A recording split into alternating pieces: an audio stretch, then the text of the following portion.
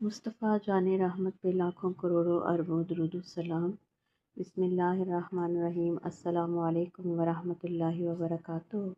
میری پیاری اسلامی بہنوں اور بھائیوں، اللہ آپ سب کو اپنے راستے میں خرچ کرنے کی توفیق، حفاظت اور بہترین اجر عطا فرمائے، آمین۔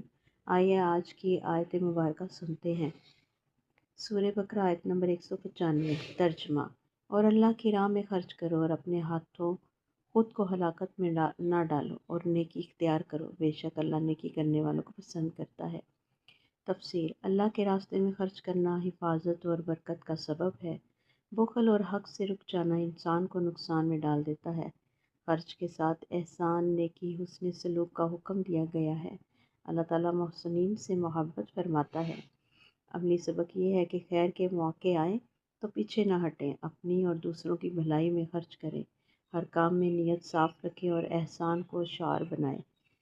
حدیث مبارکہ: رسول اللہ صلی اللہ علیہ وسلم نے فرمایا، صدقہ مال کو کم نہیں کرتا۔ مسلم۔ یعنی اللہ کے راستے میں خرچ کرنے سے مال گھٹتا نہیں بلکہ برکت پاتا ہے۔ دعا ہے رب ذوالجلال سے: یا اللہ، ہمیں اپنے راستے میں خرچ کرنے والا بنا، ہمیں بخل اور نقصان سے محفوظ فرما اور ہمیں محسنین میں شامل فرما، آمین یا رب العالمین۔ خرچ، احسان، اللہ کی محبت اور حفاظت۔ اللہ ہمیں اس آیت پر عمل کی توفیق عطا فرمائے، آمین یا رب العالمین۔